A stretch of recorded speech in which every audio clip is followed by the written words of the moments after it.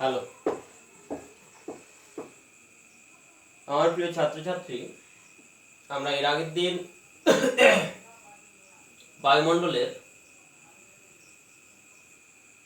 তাপের তারতম্যের কারণ, তারপর বায়ুমণ্ডলের তাপমণ্ডল এবং তার শ্রেণীবিভাগ সম্পর্কে আলোচনা করেছিলাম।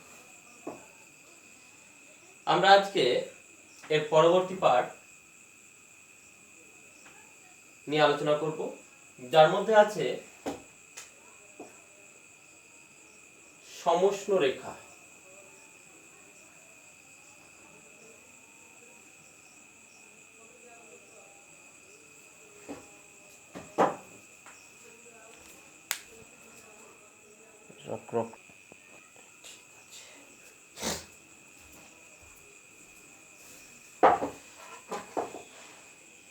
হ্যালো প্রিয় ছাত্রছাত্রী, আমরা পূর্বের ক্লাসে পৃথিবীর তাপমণ্ডল বলতে কি বোঝো এবং তাপমণ্ডলের শ্রেণীবিভাগ চিত্রের সাহায্যে ব্যাখ্যা আলোচনা আমরা করেছি। আজকে আমরা তার পরবর্তী অংশ নিয়ে আলোচনা করব, যার প্রথমে হচ্ছে সমষ্ণ রেখা বলতে কি বোঝো বা সমষ্ণ রেখা কি।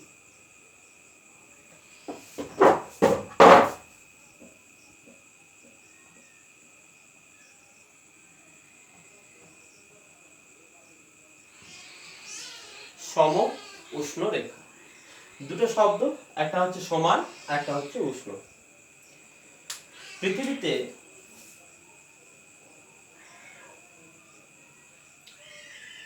সূর্যের আলোয় উত্তপ্ত হয় পৃথিবী। সেই উত্তপ্ত কোথাও বেশি কোথাও কম। তো পৃথিবীর যে যে অংশে একই উষ্ণতা,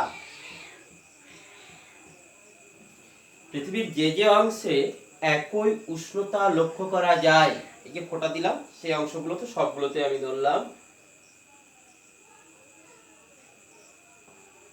40 degree C, 40 degree C, 40 degree C, সমস্ত ফোঁটাগুলোতে হচ্ছে 40 ডিগ্রি সি করে উষ্ণতা। তাহলে এগুলোর এই স্থানগুলো, পৃথিবীর এই স্থানগুলোর উষ্ণতা একই। এই সমস্ত স্থানকে মানচিত্রে যে কাল্পনিক রেখা দ্বারা যোগ করা হয় তাকে বলা হয় সমষ্ণ রেখা। তাহলে সমষ্ণ রেখা হলো পৃথিবী পৃষ্ঠে অবস্থিত একই উষ্ণতা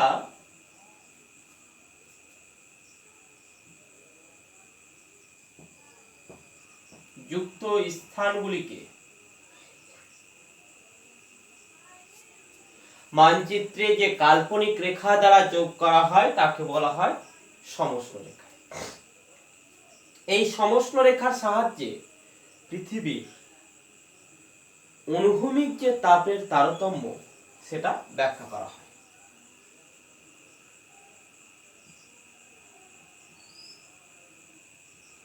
অনুভূমিক তাপের তারতম্য অর্থাৎ নিরক্ষরেখা থেকে উত্তরে এবং নিরক্ষরেখা থেকে দক্ষিণে উষ্ণতার যে বন্টন সেটা এই সমষ্ণ রেখার সাহায্যে দেখানো হয়। নিরক্ষরেখা থেকে যত উত্তরে যাওয়া যায় সমষ্ণ রেখার মান কমতে থাকে, যত দক্ষিণে যাওয়া যায় তত কমতে থাকে। কারণ সূর্য রশ্মি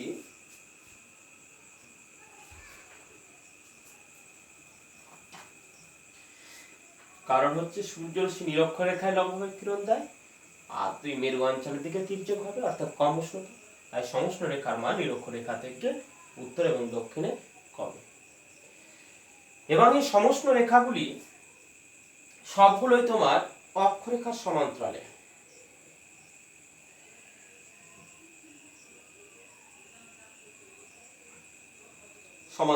পূর্ব থেকে পশ্চিমে বিস্তৃত হয়। পৃথিবীর কিছুটা স্থল আছে, কিছুটা অংশ জল আছে। এই স্থল আর জলের অংশের সমষ্ণ রেখাগুলি বেঁকে বিস্তৃত হয়, কারণ স্থল খুব তাড়াতাড়ি সূর্যের তাপ গ্রহণ করে উষ্ণ হয়, কিন্তু জলভাগ সেই তুলনায় কম উষ্ণ হয়। তাই স্থল এবং জলের মধ্যে সমষ্ণ রেখাগুলির বাঁক লক্ষ্য করা যায়।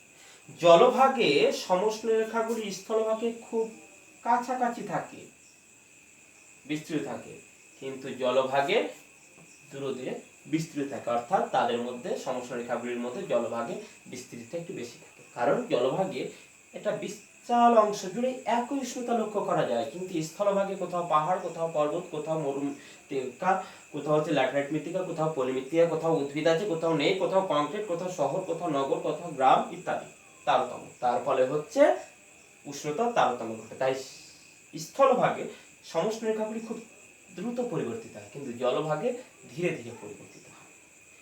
তাছাড়াও সমষ্ণ রেখাগুলি সাধারণত জানুয়ারি ও জুলাই মাসে নির্ণয় করা হয়। তো এই জানুয়ারি মাসে উত্তর গোলার্ধের সমষ্ণ রেখাগুলির মধ্যে তারতম্য কম থাকে, কারণ জানুয়ারিতে সূর্য থাকে কোথায়? দক্ষিণ গোলার্ধে। তার ফলে এখানে দিনের বেলায় প্রচুর উত্তাপ, আবার রাতের বেলায় উষ্ণতা খুব কম। কিন্তু এখানে উত্তর গোলার্ধে দিন এবং রাতের তারতম্য খুব কম থাকে শীতকালে আমাদের। তাই উত্তর গোলার্ধে জানুয়ারি মাসে সমষ্ণ রেখাগুলির যে তারতম্য, অর্থাৎ একটা রেখার সঙ্গে আরেকটা রেখা, আরেকটার সঙ্গে আরেকটার এই তারতম্য বা পার্থক্য খুব কম হয়, কিন্তু দক্ষিণ গোলার্ধে সেটা বেশি। আবার জুলাই মাসে সূর্য উত্তরে থাকে, তার ফলে দক্ষিণ গোলার্ধে তখন তারতম্য কম, উত্তর গোলার্ধে তারতম্য বেশি। দিনের বেলায় হয়তো প্রচুর উষ্ণতা, কিন্তু রাত্রের বেলায় আবার শীতল ভাব তাপ বিকিরণ করে ভূপৃষ্ঠ শীতল হয়, তার ফলে সমষ্ণ রেখার তারতম্য লক্ষ্য করা যায়। তাহলে সমষ্ণ রেখা কি? সমষ্ণ রেখা বৈশিষ্ট্য আলোচনা করা, প্রশ্ন হতেই পারে। এরপর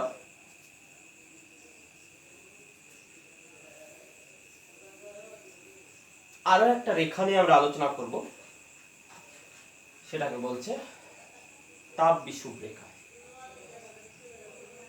তাপ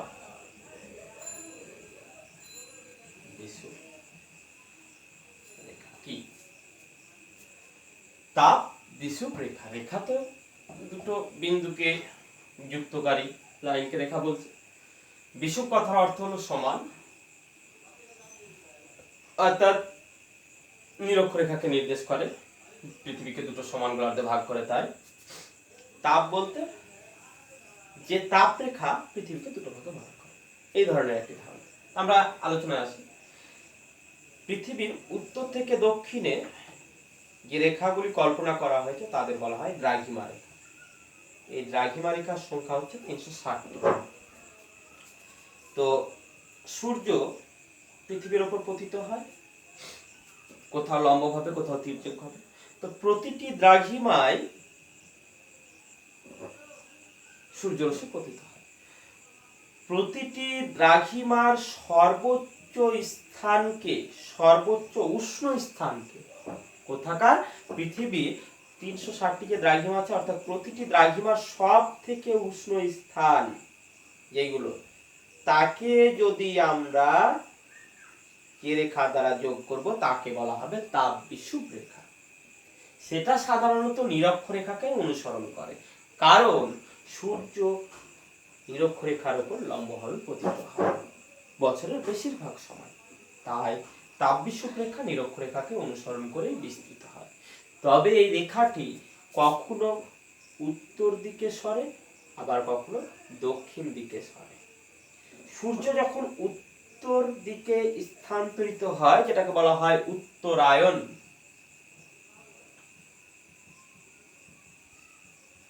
সূর্যের যখন উত্তরায়ণ হয় তখন এই তাপ বিষুব রেখাটা কিছুটা উত্তরে 5 থেকে 10 ডিগ্রি উত্তর দিকে সরে যায়।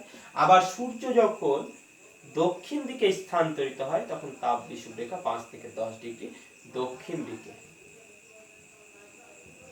স্থানান্তরিত হয়। তাহলে তাপ বিষুব রেখা কাকে বলে? যে পৃথিবীর সর্বোচ্চ উষ্ণ স্থানগুলি প্রতিটি দ্রাঘিমা রেখার, অর্থাৎ প্রতিটি দ্রাঘিমা রেখার সর্বোচ্চ স্থানগুলিকে যে রেখা দ্বারা, কাল্পনিক রেখা দ্বারা যোগ করা হয় তাকে বলা হয় তাপ বিষুব রেখা। যেহেতু সূর্য নিরক্ষরেখার উপর লম্বভাবে পতিত হয়, তাই সারা বছরের মধ্যে বেশিরভাগ সময় পতিত হয়, তাই নিরক্ষরেখাকে অনুসরণ করে এই তাপ বিষুব রেখা বিস্তৃত হয়। তাপ বিষুব রেখা স্থানান্তরিত হয়, অর্থাৎ সারা বছর একই স্থানে থাকে না। কোথায়? সূর্যের উত্তরায়ণের সঙ্গে উত্তরে স্থানান্তরিত হয় 5 থেকে 10 ডিগ্রি, আর দক্ষিণায়নের সঙ্গে সঙ্গে দক্ষিণ দিকে স্থানান্তরিত হয়। আমরা এই স্থানান্তরটা পরবর্তীতে বায়ুর চাপ বলয় গিয়ে করব। তাহলে তাপ বিষুব রেখা সম্পর্কে আলোচনা করব।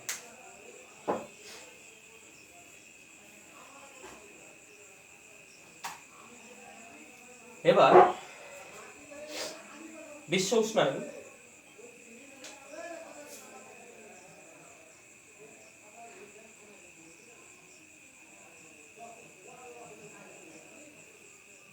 কি, গ্লোবাল ওয়ার্মিং, বিশ্ব উষ্ণায়ন কি বা কি বোঝায়?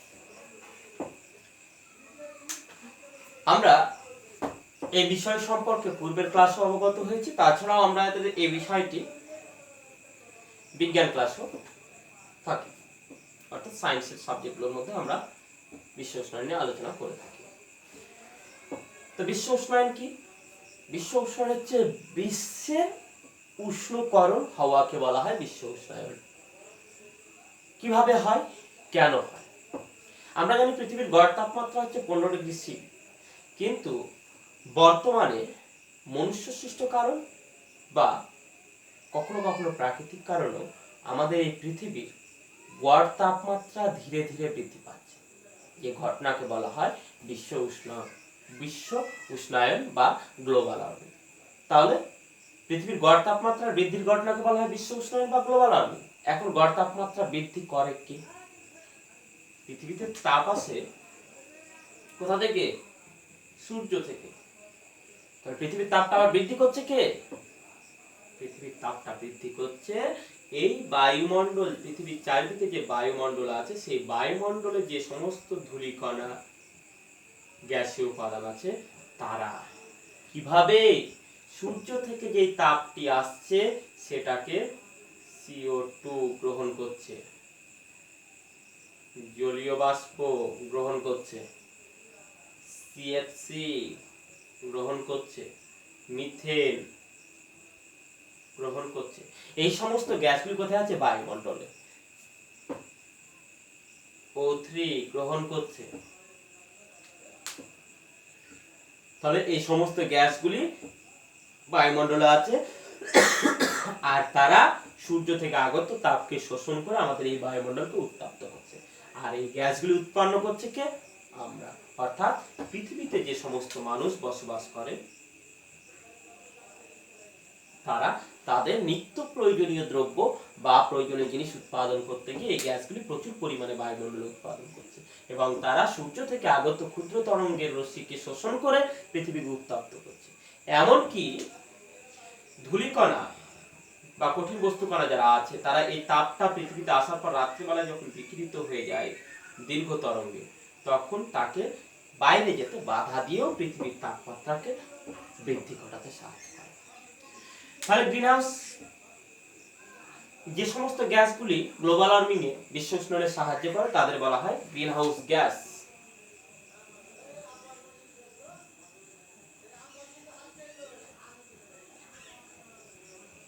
এখন গ্রিনহাউস কি? গ্রিনহাউস হচ্ছে সবুজ ঘর।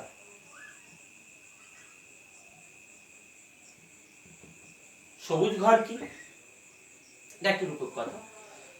আমাদের শীত প্রধান অর্থাৎ মেরু অঞ্চলের দিকে তাপমাত্রা খুব কম, তাই সেখানে কৃষিজ ফসল উৎপাদন হয়। তাই সেখানকার অধিবাসীরা কাচের ঘর তৈরি করে তার মধ্যে বিভিন্ন শাকসবজি ফসল উৎপাদন করে। কেন? সূর্যরশ্মি ক্ষুদ্র তরঙ্গে যখন পৃথিবীতে আসে কাচের ঘর ভেদ করে আমাদের পৃথিবী পৃষ্ঠে পৌঁছাতে পারে, কিন্তু পৃথিবী পৃষ্ঠ থেকে যখন বিকিরিত হয়ে যায় অর্থাৎ দীর্ঘ তরঙ্গে, তখন এই কাচের ঘর কিন্তু এই দীর্ঘ তরঙ্গের রশ্মিকে বাইরে যেতে বাধা দেয়, ভেতরে রাখে। তার ফলে এই কাচের ঘরের উষ্ণতা বৃদ্ধি পায়। বৃদ্ধি পাওয়ার ফলে এখানে উদ্ভিদ বেড়ে ওঠার যে উষ্ণতা, সেই উষ্ণতা পর্যাপ্ত পাওয়া যায়, তার ফলে উদ্ভিদ বেড়ে উঠতে সাহায্য করে। ঠিক সেই রকমই আমাদের এই পৃথিবীর বায়ুমণ্ডলে যে গ্যাসগুলি আছে তারা সূর্য থেকে আগত ক্ষুদ্র তরঙ্গকে পৃথিবীতে প্রবেশ করতে দেয়, কিন্তু পৃথিবী যখন এই তরঙ্গকে দীর্ঘ তরঙ্গে বাইরে ছাড়ে তখন তারা কিন্তু আর সেই গ্যাসগুলোকে বাইরে বেরোতে দেয় না। তারা কি করে? সেই গ্যাসটাকে বিকৃত হতে বাধা দেয়, দিয়ে পৃথিবীর ভেতরের যে উষ্ণতা সেটাকে বৃদ্ধি করে। ঠিক সেম কাচের ঘরের মতো, অর্থাৎ পৃথিবীর বাইরে একটি আবরণ তৈরি করছে, সেই আবরণের ভেতর দিয়ে ক্ষুদ্র তরঙ্গের রশ্মি ভেতরে প্রবেশ করছে, পৃথিবীর পৃষ্ঠে আসছে, কিন্তু দীর্ঘ তরঙ্গে আর বাইরে যেতে পারছে, ফলে পৃথিবী পৃষ্ঠের উষ্ণতা বৃদ্ধি পাচ্ছে গ্রিন হাউসের মতো। তাই একে বলা হয় গ্রিন হাউস এফেক্ট।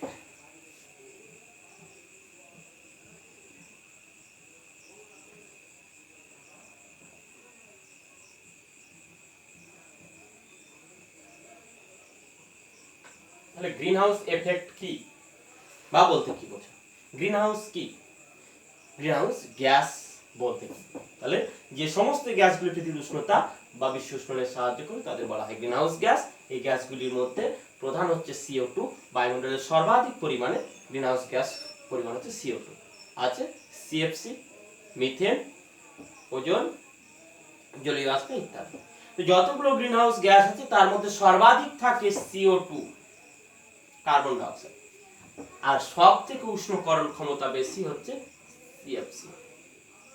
এই দুটো শর্ট প্রশ্নের মধ্যে প্রায় এসে থাকে যে বায়ুমণ্ডলে গ্রিনহাউস কোন গ্রিনহাউসের গ্যাস সর্বাধিক? CO2, CFC, মিথেন, O3, সেটা হচ্ছে CO2। কোন গ্রিনহাউস গ্যাসের উষ্ণকরণ হওয়ার ক্ষমতা সর্বাধিক? এটা হচ্ছে CFC। এবার গ্রিনহাউস গ্যাসের বলছে বিশ্ব উষ্ণায়নের প্রভাব। পৃথিবীর যে গড় উষ্ণতা বৃদ্ধি পাচ্ছে তার ফলে কি হচ্ছে, কি ঘটনা ঘটছে আমাদের পৃথিবীতে?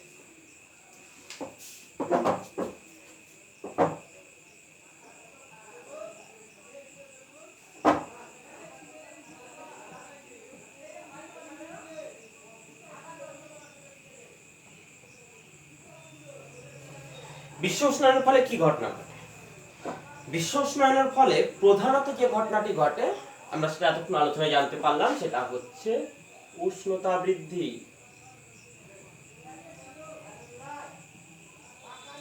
প্রধান ঘটনা পৃথিবীর বিশ্ব উষ্ণায়নের প্রভাব, বিশ্ব উষ্ণায়নের ফলে পৃথিবীর উষ্ণতা বৃদ্ধি পাচ্ছে। আর এই উষ্ণতা বৃদ্ধির ফলে নানা ধরনের ঘটনা ঘটছে। যেমন আমরা যদি প্রথমেই বলি, বরফের গলন, উচ্চ মেরু অঞ্চলে প্রচুর ঠান্ডা, গ্রিনল্যান্ড, সরি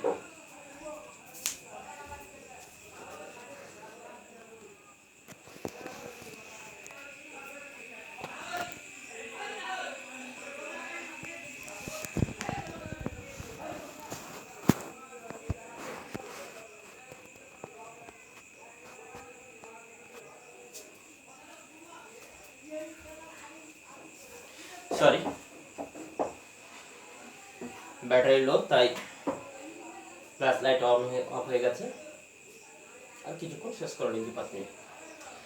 তো বিশ্ব উষ্ণায়নের প্রভাবে যেটা ঘটে সেটা হচ্ছে উষ্ণতা বৃদ্ধি পায়। উষ্ণতা বৃদ্ধির ফলে মেরু অঞ্চলে গ্রিনল্যান্ড বা আন্টার্কটিকায় দক্ষিণ মেরুতে যে বরফ আছে সেই বরফ হচ্ছে গলে যায়, বা উচ্চ পার্বত্য অঞ্চলে হিমরেখার উপরে যে বরফ আছে সেই বরফেরও গলন বৃদ্ধি পায়।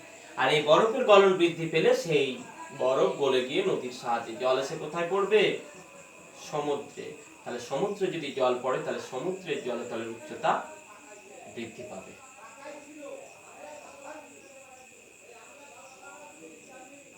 অর্থাৎ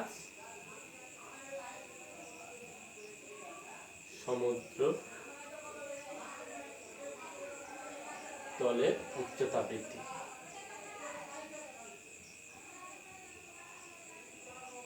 সমুদ্র জলতলের উচ্চতা বৃদ্ধি পাবে কিসের জন্য? বরফের গলনের। যেই সমুদ্র জলতলের উচ্চতা বৃদ্ধি পাবে এই উপকূলবর্তী যে দেশ বা স্থানগুলি আছে সেগুলো কি হবে? সমুদ্র জলতলের তলায় ডুবে যাবে। যে এটা আমাদের ভারত, সুন্দরবন, সব সুন্দরবনের যে দ্বীপগুলো আছে, যে ঘোড়ামারা, নিমুর, লোহাচড়া, এই সমস্ত দ্বীপগুলো জলের তলায় চলে যাবে। যদিও আমাদের দ্বীপগুলো কিছু কিছু জলের তলায় নিমজ্জিত আছে জলতলের উচ্চতা বৃদ্ধি। তাহলে আমার সমুদ্র জলতলের উচ্চতা বৃদ্ধি পাবে। তার সঙ্গে কি হতে পারে? তার সঙ্গে হতে পারে আমাদের অধঃক্ষেপণের পরিবর্তন।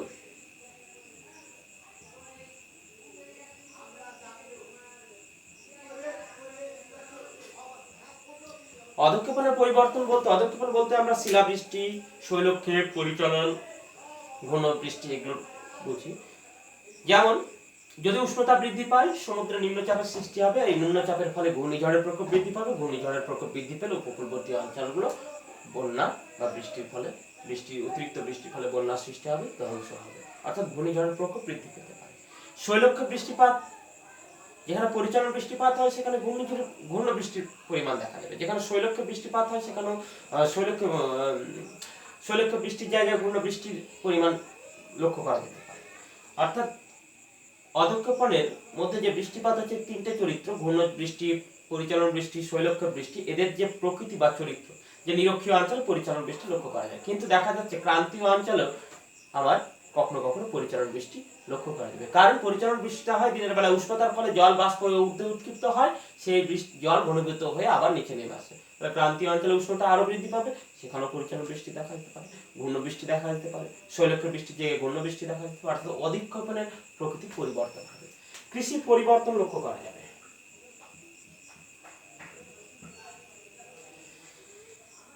শীতল অঞ্চলে অর্থাৎ শীতকালে যেখানে রবি শস্যের চাষ হয় সেখানে যদি উষ্ণতা বৃদ্ধির ফলে বৃষ্টিপাত নেমে আসে, অর্থাৎ সমুদ্রের জল বাষ্পীভূত ঊর্ধ্বে উৎক্ষিপ্ত হয়, তাহলে আর্দ্র ফসল চাষ করতে হবে। মরু অঞ্চলে বা যে অংশে হয়তো খারিফ শস্য চাষ করা হতো সে অংশে প্রচুর পরিমাণে উষ্ণতা আছে, শুষ্ক জলবায়ুর জন্য আমাকে শুষ্ক কৃষি চাষ করতে হবে, অর্থাৎ জোয়ার ভাজরার আগে এই ধরনের কৃষি, অর্থাৎ রাজস্থানে যে কৃষিটা চাষ করা হয় সেগুলো আমাকে তখন কিন্তু আর্দ্র অঞ্চলেও করতে হবে, কারণ আর্দ্র অঞ্চলে উষ্ণতা আরো বেশি বৃদ্ধির ফলে সেখানে শুষ্ক আবহাওয়া বিরাজ করছে। তাহলে আমার কৃষির পদ্ধতির পরিবর্তন হতে পারে। যেখানে আমি ব্যাপক কৃষি করি, একটা বৃহৎ অঞ্চল জুড়ে চাষবাস করা হয়, সেখানে দেখা যাচ্ছে যে সেই বৃহৎ অঞ্চল জুড়ে জলের যোগান দেওয়া যাচ্ছে না, তার ফলে সেখানে আমাকে মিশ্র কৃষি, অর্থাৎ পশুপালনের কৃষিকাজের সঙ্গে সঙ্গে পশুপালন, তার সঙ্গে হচ্ছে গাছপালা চাষ, খামার ইত্যাদি ব্যবস্থা কিন্তু আমাকে করতে হবে, যেগুলো বলা হয় মিশ্র কৃষি। আর কৃষি পদ্ধতির পরিবর্তন হতে পারে। এছাড়াও যেটা ঘটে, যার জন্য আমি ছবিটা এঁকে রেখেছি, এল নিনোর প্রভাব। এল নিনোর প্রভাব। এল নিনো কি? তো এল নিনো কি জানতে যাওয়ার আগে আমাদের একটু এই চিত্রের দিকে দেখতে হবে, যার সঙ্গে বায়ুমণ্ডলের একটা কিছুটা অংশ আলোচিত হচ্ছে।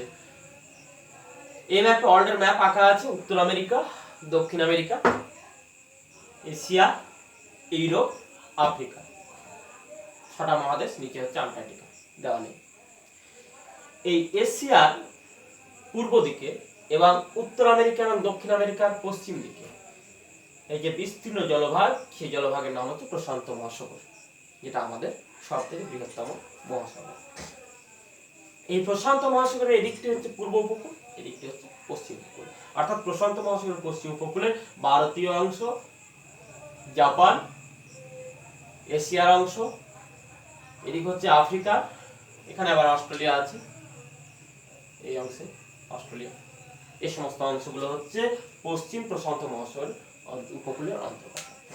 এখন স্বাভাবিক অবস্থায় দক্ষিণ আমেরিকার এই পশ্চিম উপকূলে পেরু বা হামবোল্ড নামে একটি শীতল স্রোত প্রবাহিত হয়। শীতল স্রোত কি সেগুলো আমরা বায়ুমণ্ডলে আলোচনা করব। জলের বা সমুদ্র স্রোত কি শুধু এখানে জেনে রাখবো, নিরক্ষরেখার দক্ষিণে শীতল ভাব কুমির মহাসাগরে, সেই শীতল জল এক স্থান থেকে অন্য স্থানে যাচ্ছে, তার ফলে সেটাকে বলছে শীতল স্রোত। সেই স্রোতটার নাম হচ্ছে পেরু। দক্ষিণ আমেরিকার এই পেরুর পাশ দিয়ে যায়, তাকে পেরু বা হামবোল্ড স্রোত। এখন এই শীতল স্রোত যদি থাকে তাহলে এই অংশে শীতল স্রোতে জলীয় বাষ্প থাকবে না, তার ফলে বৃষ্টি হবে না, অর্থাৎ শুষ্ক আবহাওয়া বিরাজ করবে। কিন্তু এই বিশ্ব উষ্ণায়নের ফলে ঘটনাটা উল্টো হয়। কেমন হয়? শীতল স্রোত না গিয়ে এই নিরক্ষীয় অঞ্চল থেকে একটি উষ্ণ স্রোত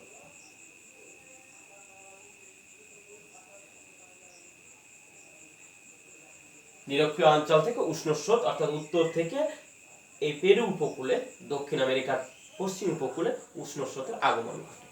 উষ্ণ স্রোতের সঙ্গে জলীয় বাষ্প থাকে, তার ফলে কি হয়, প্রশান্ত মহাসাগরের পূর্ব উপকূলে প্রচুর পরিমাণে বৃষ্টিপাত লক্ষ্য করা যায়।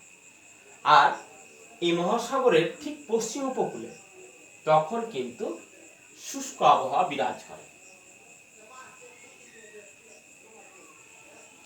যদি প্রশান্ত মহাসাগরের পূর্ব উপকূলে উষ্ণ আবহাওয়া অর্থাৎ আর্দ্র থাকে, তাহলে পশ্চিম উপকূলটা শুষ্ক হবে, কারণ এদিকে বৃষ্টি হলে সাধারণত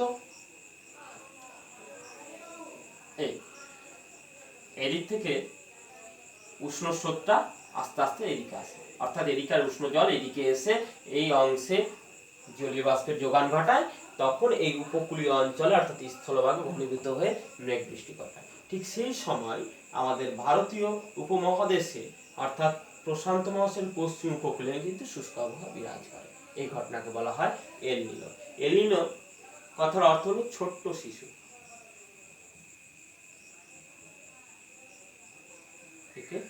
যীশু খ্রিস্ট বলা হয়, ডিসেম্বর মাসের দিকে লক্ষ্য করা যায় তাই।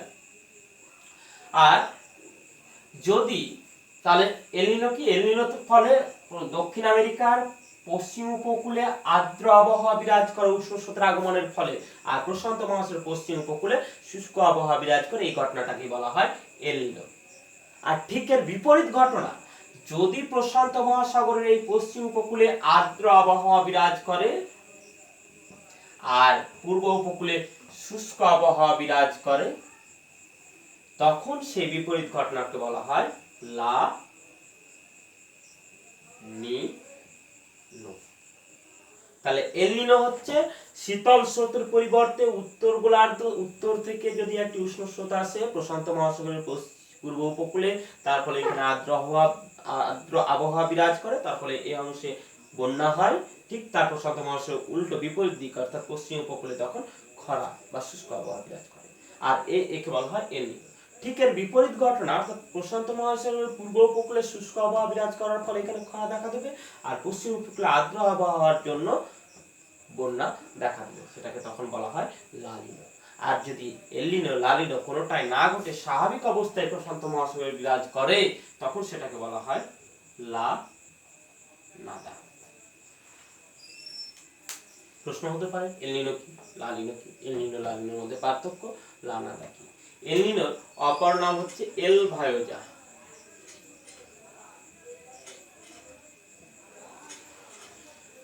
এখন প্রশ্ন হবে বিশ্ব উষ্ণায়নের প্রভাব আলোচনা করো, 5 মার্কে। বিশ্ব উষ্ণায়ন বলতে কি বোঝো, 2 মার্কে। গ্রিনহাউস গ্যাসগুলির নাম লেখো, 2 মার্ক। গ্রিনহাউস এফেক্ট বলতে কি বোঝো, 2 মার্ক। গ্রিনহাউসের প্রভাব আলোচনা করো। গ্রিনহাউসের প্রভাব আলোচনা করতে গেলে অনেকটা বিশ্ব উষ্ণায়নের প্রভাবই চলে আসে।